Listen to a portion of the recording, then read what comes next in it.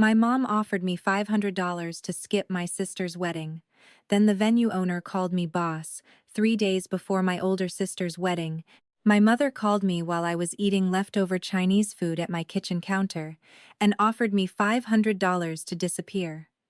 She did not use that word, of course. My mother was far too polished to say disappear when she could make rejection sound like etiquette. Camille, I think it would be easier for everyone if you didn't come Saturday, she said. Brenna's future in-laws are very traditional people. They've invited clients, board members, donors, people from the club. We just don't need awkward questions about what you're doing these days. I stared at the architectural plans open on my laptop while she kept talking. She said Brenna had worked too hard to marry into that kind of family, and deserved one day when she did not have to explain why her younger sister still drove an 11-year-old Subaru and worked freelance jobs around old buildings. Then my mother laughed softly and said, "Take the 500. Buy yourself a nice dress for something else. Just give your sister one day where she doesn't have to worry about you." What she did not know was that the old building displayed on my screen was Willowmere Estate, the exact historic property where Brenna would be married Saturday afternoon. What she did not know was that 6 years earlier, when Willowmere was a nearly bankrupt wedding venue with a leaking roof and 3 canceled bookings, I had put almost every dollar I had into saving it with 2 friends. What she definitely did not know was that my name was on the ownership paperwork, that I had personally overseen the restoration, or that the venue manager she had been flattering for 9 months answered directly to me. My mother finished by saying, "Please don't make this another situation where your pride becomes everyone else's problem." I looked at the phone and realized she still believed I was the family disappointment.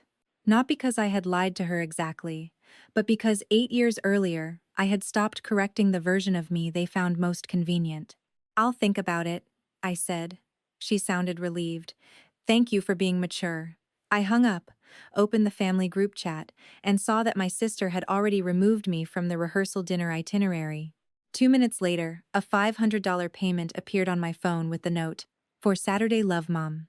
I sent it back. Then I opened Willomere's final wedding schedule and confirmed one detail. My sister had also removed my name from the reception seating chart.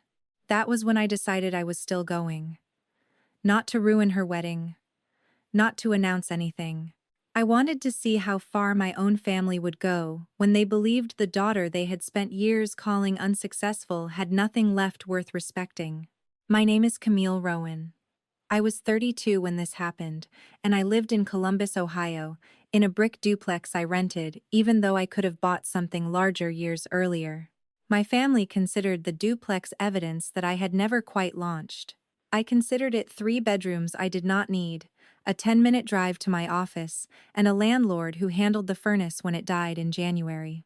My Subaru had 146,000 miles on it and smelled faintly like sawdust because I was always carrying samples, tools, or rolled-up drawings. My mother hated the car. "At your age, people notice these things," she once told me. I asked which people. She said, "People who matter." That sentence could have been the motto of my childhood.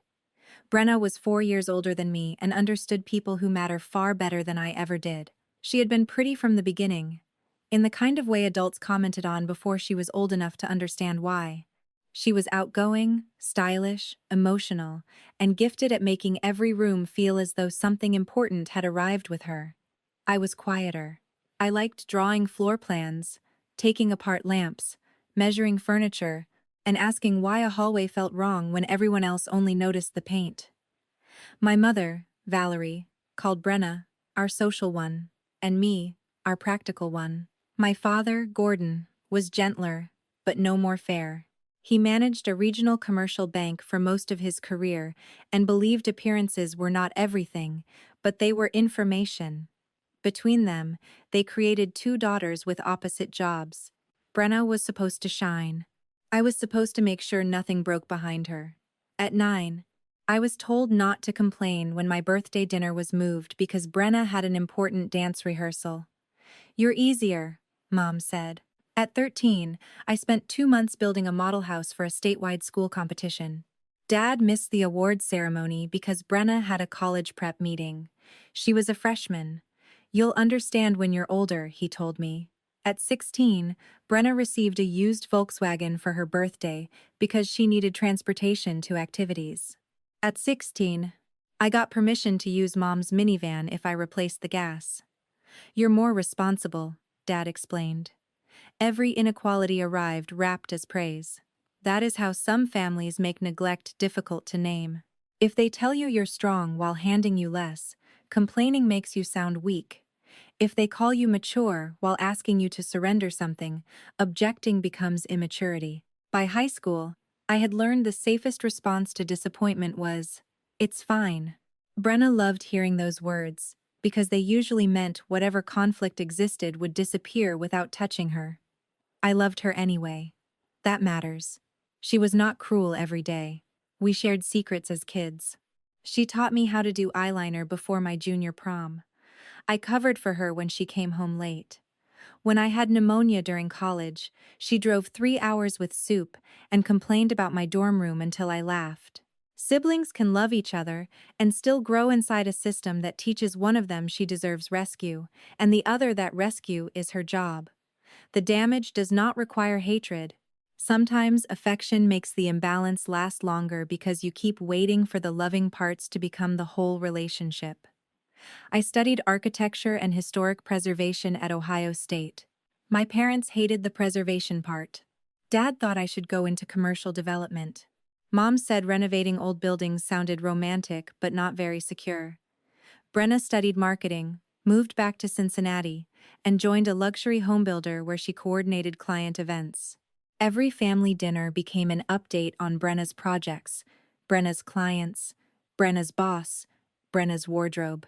If I mentioned a restoration project, Mom asked whether the old owners were difficult. Eventually, I stopped giving details. My first job paid poorly. That part of the family story was true. I worked for a preservation nonprofit, lived with 2 roommates, drove the same used Subaru, and took weekend drafting work to cover student loans. Then I met Raymond Ortiz and Lydia Chen, 2 people who changed my life because they asked questions my family never did. Raymond was a contractor who specialized in old masonry. Lydia managed boutique hotels and had a terrifying ability to know when a business was dying 3 spreadsheets before the owner did. We met while trying to save an old theater from demolition. 2 years later, Lydia showed us Willowmere Estate. The property sat outside Cincinnati on 40 acres of trees and gardens, centered around a limestone manor built in 1912. It had once been one of the most popular wedding venues in Southwest Ohio. Then ownership changed, maintenance stopped, reviews declined, and a winter pipe burst through 2 floors. By the time we saw it, half the ballroom ceiling was stained. The garden terrace was unsafe, and the bank was preparing to take possession.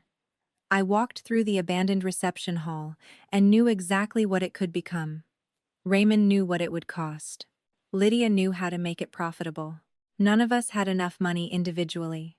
Together, with small investors and more nerve than wisdom, we bought the business and signed a long-term agreement on the property. For 2 years, I worked 14-hour days. I kept my nonprofit job at first, then left when Willowmere became full-time. We repaired stonework, rebuilt bathrooms, redesigned guest circulation, restored original windows, created a backup indoor ceremony space, upgraded kitchens, and replaced enough wiring to terrify me every time I saw an invoice. We reopened slowly, first small events, then weddings, then corporate retreats and fundraising dinners. Within 4 years, Willowmere was booked more than a year in advance for peak weekends. Lydia and I eventually bought out 2 early investors. By the 6th year, the 3 of us owned the operation outright, and Willowmere had become one of several historic venues under a small hospitality company we called Rowan House Collective. It never became a household name. That suited me. We were profitable, respected in our industry, and busy enough that I stopped measuring success by whether my parents understood it. The first time I made the mistake of telling them we were doing well, Mom asked whether I could help Brenna with the deposit on a new apartment. A month later, Dad wanted me to look at a struggling property one of his friends owned for free. An aunt asked if I could invest in her son's brewery. Brenna joked, "Look at Camille becoming the family venture fund." I did help with some things because I had not yet learned the difference between generosity and making myself permanently available. Then, one Christmas, I said no to paying for a family vacation upgrade, and Mom told me not to get weird about money just because one renovation project worked out. Something in me shut. From then on, I stopped giving numbers. When they asked how work was, I said busy. When we acquired a second small venue near Lexington, I said I was consulting on another property. When a local magazine profiled our restoration work, I never sent the article. They were not interested enough to find it themselves. Eventually, they filled in the blanks. Camille freelanced. Camille fixed old buildings. Camille rented. Camille drove an old Subaru. Camille had never married. Therefore, Camille was surviving, not succeeding. The story became so established that correcting it began to feel like asking people to care. So I let them have it. Then Brenna met Harrison Cole. Harrison was 36, worked in commercial development, and belonged to a Cincinnati family that had money old enough to dislike, appearing impressed by money. His father served on museum boards. His mother chaired arts committees. Harrison himself was actually decent. That was what made everything stranger. He was funny, curious, and much less status-obsessed than my mother. Brenna met him at a luxury home launch, and they became engaged within 18 months. My mother reacted as though the British royal family had called. Suddenly, every sentence contained, "The Coles." The Coles do things properly. The Coles know everyone. The Coles have standards. The Coles are contributing to the rehearsal dinner. The Coles prefer classic invitations. I once asked if Harrison had a first name anymore. Mom did not laugh. When Brenna told me they had selected Willowmere Estate for the wedding, I nearly choked on my coffee. "You know I work there sometimes," I said carefully. "I know," she replied. "That's why I want you to stay completely out of the planning." "Completely? Please. I don't want the staff thinking they have to give us special treatment because you occasionally consult for them." I stared at her. Occasionally consult. You know what I mean. I almost corrected her. Then I stopped. "Sure. Thank you. Mom is already worried you'll get too involved because you love old buildings." I said nothing. Lydia nearly fell out of her chair laughing when I told her. "Your sister thinks you consult for us? Apparently. Should I start assigning you invoices?" "Please behave." "Absolutely not." We agreed that the wedding would be treated like any other event. Brenna's planner worked with our staff. I stayed out of negotiations. Lydia handled most high-level venue communication to avoid awkwardness. When my family visited Willowmere for tastings, I did not attend unless I happened to be on site. Twice, Mom asked me for vendor recommendations, not realizing some of those vendors worked with us because of relationships I had built. I gave her names anyway. Old habits. Brenna's wedding grew steadily. 190 guests. String quartet, floral installation across the terrace, custom lighting, welcome dinner at a downtown hotel, brunch Sunday. None of it bothered me.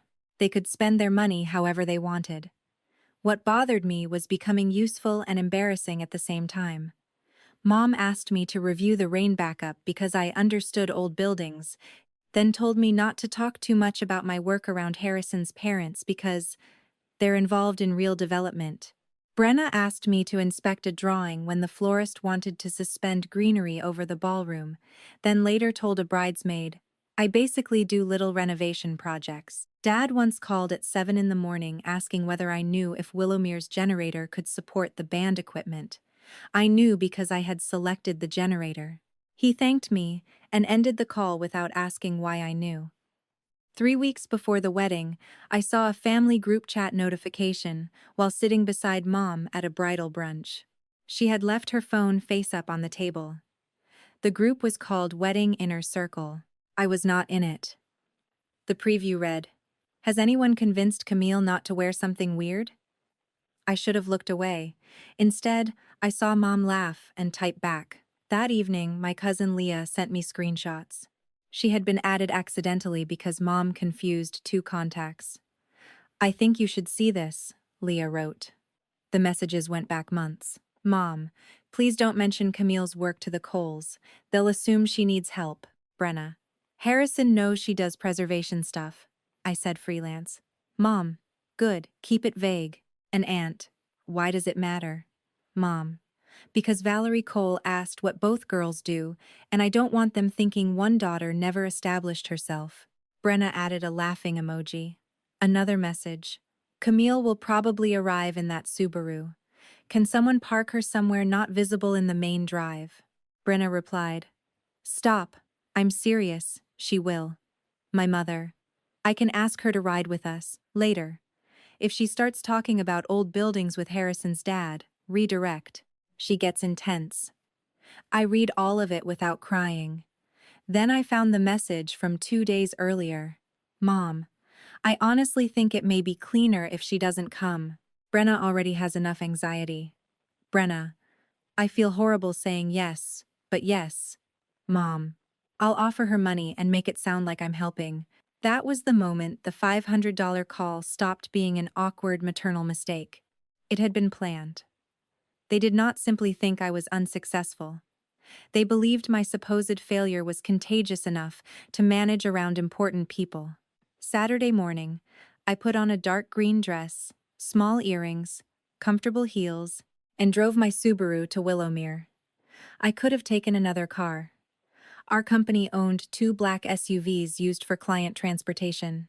I chose mine because changing it would have meant conceding that the object was embarrassing.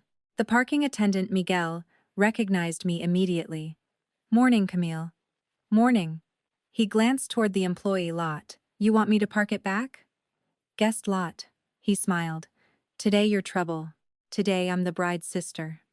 Inside, the estate looked beautiful. Late spring light came through the tall windows. Flowers covered the staircase. The ballroom was ready. I felt proud before I felt hurt, which surprised me. I had helped restore almost every surface around me. Whatever my family thought of my life, I knew exactly what I had built. A coordinator named Nina approached the seating display as I entered. She had worked for us 3 years. Her smile became uncertain. Camille. Hi. I need to ask you something privately. My name's missing? Her eyes widened. You know, I suspected. Brenna's planner had sent a revised seating file the previous afternoon, removing me entirely. Nina had assumed it was an error and asked the planner twice. The final response was, bride confirmed. No seat required. Do you want me to fix it? She asked. Not yet. Camille. I'm not ruining a wedding over a chair. It's your venue. Today it's their wedding venue. I walked farther inside. Mom spotted me near the staircase. She crossed the foyer faster than I had seen her move in years, smiling broadly until she reached me. What are you doing here? She whispered. Attending Brenna's wedding. Camille. Mom. We discussed this. You offered me $500 to vanish. I declined. Her eyes darted toward 2 guests. Keep your voice down. I am speaking normally. Please, Brenna is already nervous. About getting married? About everything. Including me? She closed her eyes. Why do you have to make me say things? Because you keep saying them privately. Her face changed. Who showed you the chat? That confirmed everything. Does it matter? It was private. So was the conversation where you decided to pay me not to attend. I was trying to protect your sister. From my Subaru? From questions. What questions?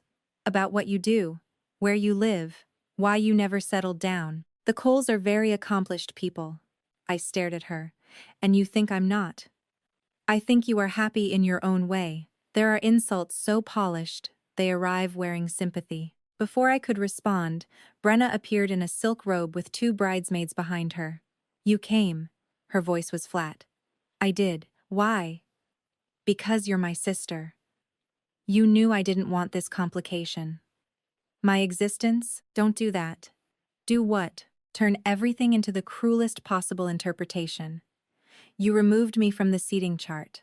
Her face flushed. I didn't think you were coming. You removed me yesterday. Mom offered me money 3 days ago. The bridesmaids suddenly became fascinated by a floral arrangement. Brenna lowered her voice. Can we please not have this conversation here? Sure. Relief crossed her face. She thought I meant I would leave. I'll watch the ceremony and stay out of your way. There's nowhere for you at dinner. I know. Camille, go get married, Brenna. I walked away. That should have been the end of the reveal. I had no intention of announcing anything. Then Harrison's father recognized me. Charles Cole was standing near the library with another man from the Cincinnati Preservation Commission. Charles and I had met several times because Rowan House Collective was restoring a former hotel downtown, and his foundation had contributed to a public courtyard adjacent to the project. He was exactly the kind of important person my mother assumed would be embarrassed by me. He saw me, smiled, and walked over. Camille Rowan, I didn't know you were coming as a guest. I shook his hand. Apparently that's still under review. He laughed because he thought I was joking. I heard Lydia say you were avoiding this weekend entirely. Family wedding. Of course. You never told me the bride was your sister. My mother was 10 feet away. I watched her hear every word. Charles continued. Valerie has been telling everyone. Willowmere is the most beautifully managed venue she's seen in years. I told her that's because you're impossible. I smiled. That's Lydia's marketing phrase.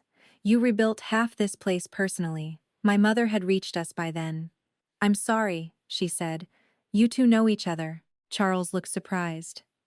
Very well. Camille and her partners own Willowmere's operating company.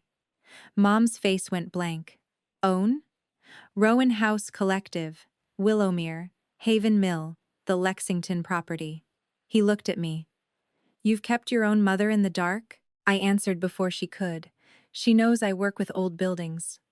Charles laughed again, then realized nobody else was laughing. I may have stepped into something. It's fine. He excused himself politely. Mom stared at me. What does he mean, own? Exactly what he said. You work here? Yes. No. He said you own it. With 2 partners. This place? Yes. Since when? 6 years. She actually took one step backward. Brenna arrived moments later because she saw Mom's face. What happened? Mom looked at her. Camille owns Willowmere. Brenna laughed automatically. What? Part of it, I said. With partners. She stared at me. You said you consulted here. I said I worked here. That is not the same thing. No, it isn't. Why didn't you tell me? I looked at her. You never asked a question long enough to hear the answer. That's ridiculous. Is it? You let me plan my wedding here for 9 months without saying you own it. Because it was your wedding. I didn't want my role attached to it.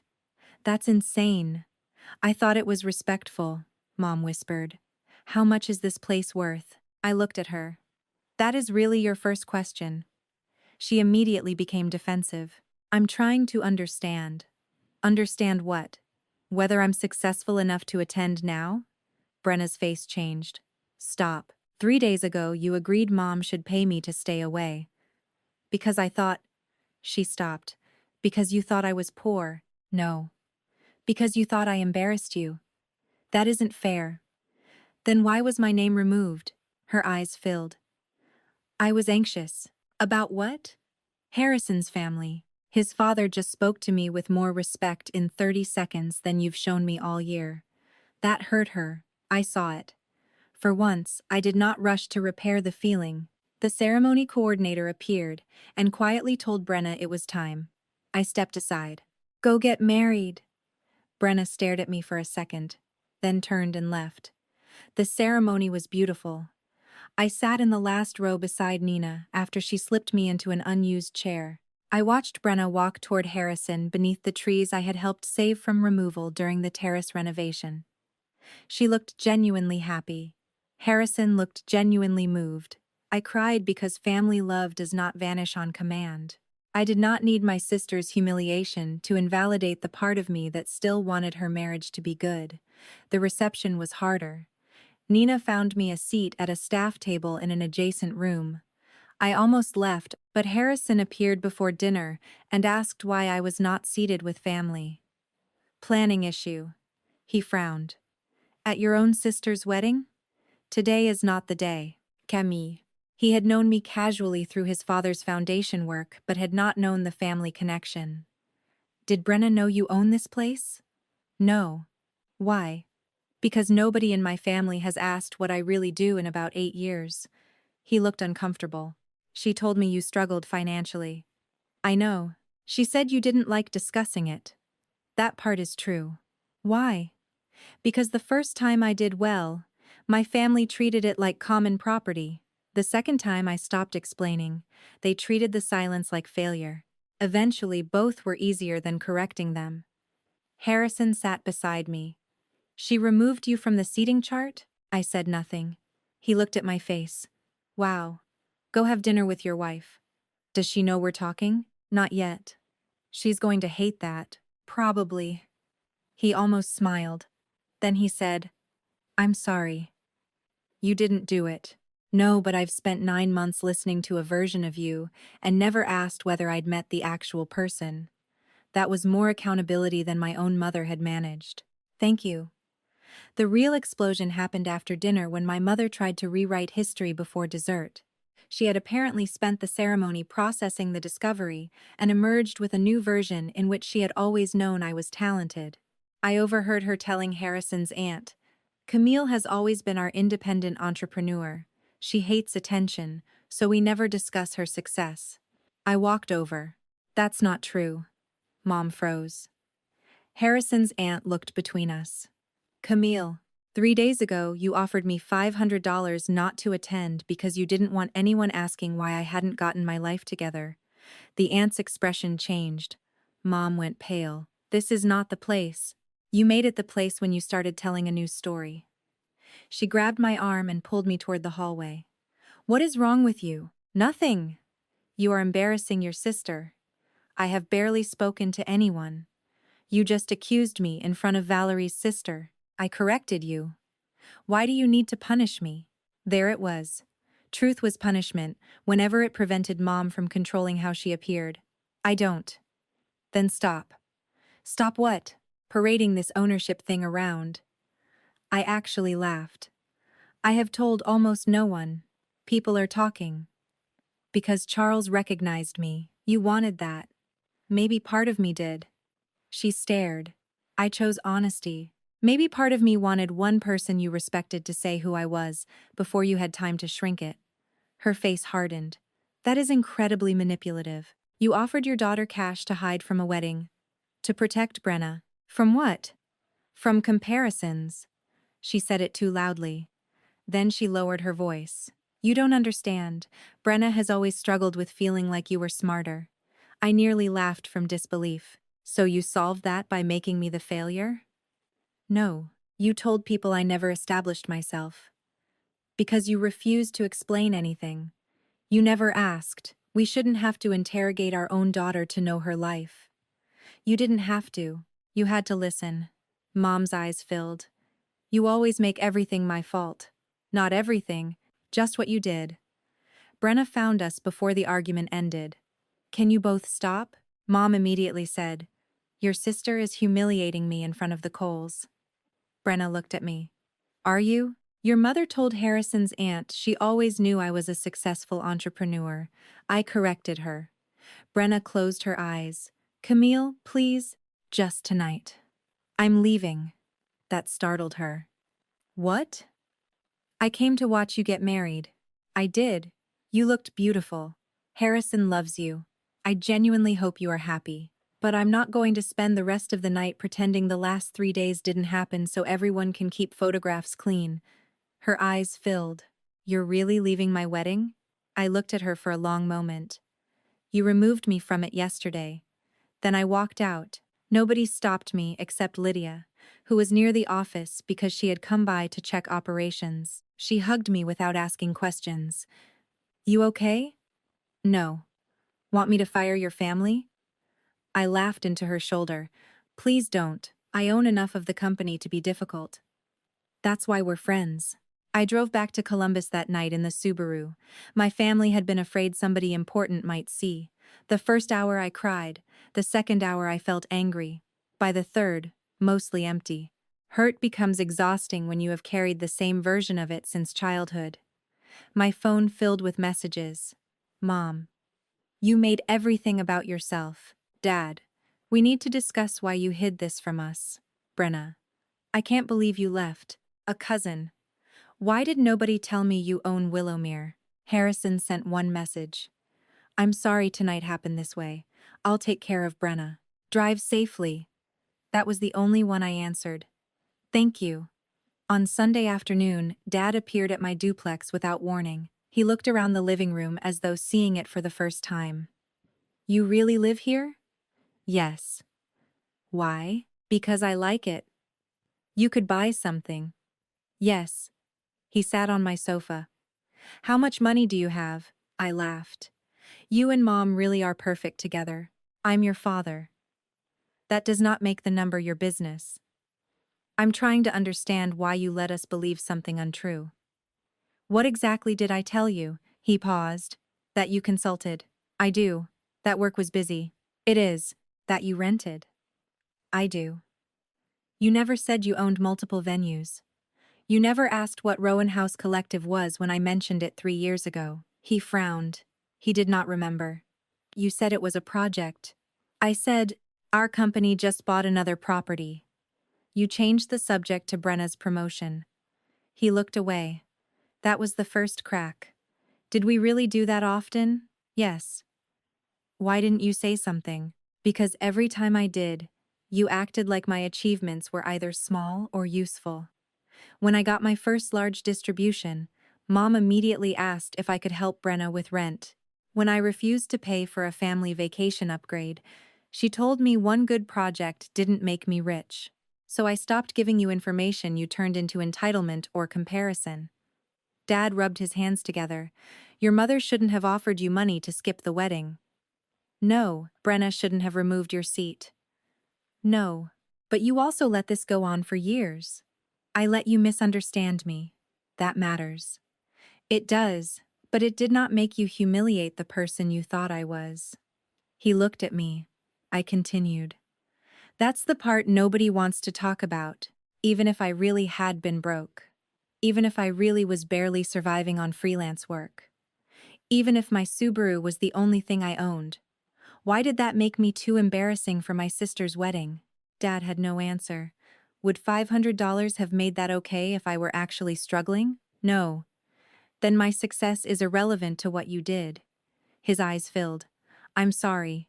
For what? He understood the question. For not knowing you, for deciding your silence meant there was nothing to know. And for letting your mother and sister treat you like a problem because I thought you could handle it. Tears came before I could stop them. You always thought I could handle it. I know. That wasn't love, Dad. Not by itself. He nodded. I know that now. Dad left without asking for anything. That mattered. Mom took a very different route. For the next 2 months, she transformed my success into her newest social accessory. Suddenly, relatives received old photographs of me with captions about our brilliant preservation daughter. Mom posted a picture of Willowmere from Brenna's wedding and wrote, so proud that both my daughters made this magical weekend possible in different ways. I called and asked her to remove it. Why? Because you asked one daughter to disappear from the magical weekend. Camille, I apologized. You said you were sorry I took it personally. I was overwhelmed. Remove it. People already know now. Why are you still hiding? I'm not hiding. I'm stopping you from rewriting what happened. She removed the post and did not speak to me for 6 weeks. Brenna and I were worse before we became better. Her first phone call after the honeymoon lasted 7 minutes because she began with, you have to understand how humiliated I felt. I hung up. Her second call began. Harrison thinks I owe you an apology. I told her to call when she thought so herself. Her third came almost 3 months later. I owe you an apology. I listened. I knew Mom was offering you money not to come. Yes. I agreed. Yes. I removed you from the seating chart before I knew whether you had accepted. Yes. Her voice broke. And I did it because I was ashamed of you. That hurt even when I already knew it. Why? Because I thought I had become the successful sister. Were we competing? In my head. Silence. Mom always compared us differently. You were smarter. I was prettier. You were capable. I was likable. You got scholarships. I got attention. When you moved away, Mom started talking about you like you had wasted your potential. I liked it. Why? Because it meant I won something. That was painful honesty. I'm sorry. Thank you. I also hated finding out at my wedding. I know, but I think I hated it because suddenly I didn't know who I was if you weren't the sister doing worse. I sat with that. That sounds miserable. She laughed through tears. It was. Does Harrison know you said this? He told me to stop asking whether apologies make me look bad. I liked him even more. Brenna and I did not instantly become close. We met for coffee every few months. She started asking about my work and listening to the answers. I started asking about her marriage, without assuming every problem was vanity. Harrison and I remained friendly, though never especially close. Brenna eventually left the luxury home builder where she worked and started doing marketing for a smaller design firm. She said she was tired of treating wealthy clients like proof of her own value. I believed her. Mom remained the hardest relationship. Thanksgiving that year became the real turning point. Dad invited both daughters. I almost refused, but Brenna asked me to come. I don't want another holiday where everybody pretends we healed because there's turkey, she said. That is weirdly persuasive. We gathered at my parents' house with only immediate family. Mom, Dad, Brenna, Harrison, me, and Lydia, whom I invited because I no longer attended family events without at least one person who knew the whole version of me. Mom hated that. I considered it healthy. Dinner remained polite until Mom brought out old photo albums and began talking about how proud she had always been of both girls finding their own paths. Lydia looked at me but said nothing. Brenna did. Mom, stop. Mom frowned. What? You weren't proud of Camille's path. You offered her money not to attend my wedding because you thought her path embarrassed us. Dad closed his eyes. Mom looked wounded. Must we do this again? Brenna answered. Apparently because you keep changing the story. Mom pushed back from the table. I apologized. What exactly do you all want from me? I said. The truth would be enough. I have told the truth. Why did you need me to be unsuccessful? Silence. Mom stared at me. I didn't. Then why did you keep describing me that way without asking? Because that is how it looked. And once you learned otherwise, you immediately started telling everyone you always knew I was brilliant. I was proud. You were relieved. Her face changed. Relieved that what? That I was no longer embarrassing. That is not fair, Brenna said quietly. It is. Mom turned on her. You benefited from everything I did. Brenna nodded. I know. That took the wind out of Mom's anger. Dad said, Valerie, I think we need to answer her. Mom looked at him like he had betrayed her. Fine. You want honesty? I worried about you. Why? Because you never seemed to want the normal things. Marriage? A family. A proper home. Stability. Lydia coughed into her napkin. Mom ignored her. Brenna wanted things I understood. She wanted a beautiful wedding. She wanted a social life. She wanted a husband and a home. You wanted projects, buildings, work. You never needed us. I leaned forward. You never asked whether I needed you. Mom's eyes filled. You always seemed fine. That was my assigned role. I didn't assign you anything, Dad whispered. We did. Mom stared at him. He continued. We rewarded Brenna for needing help, and Camille for not asking. Eventually they became who we rewarded them for being. Nobody spoke. That was the most accurate description of my childhood I had ever heard. Brenna started crying. I learned that if I had a crisis, everyone came. I said. And I learned that if I had one, I should solve it before anyone noticed.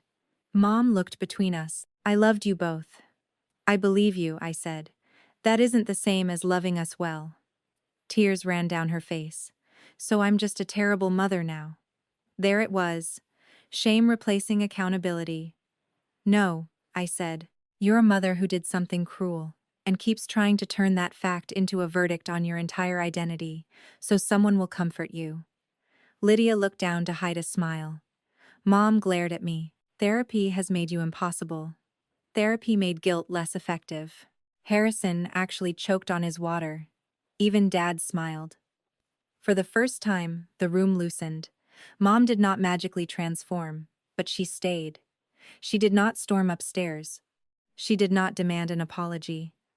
After several minutes, she said, "I think part of me did need Brenna to be the successful daughter, because I understood her kind of success. When you moved away and stopped explaining your life, I filled in the blanks. And yes, it made Brenna's life easier to celebrate." I asked, "Did it make you feel better about not knowing mine?" She nodded slowly. "Yes. That was enough for that night.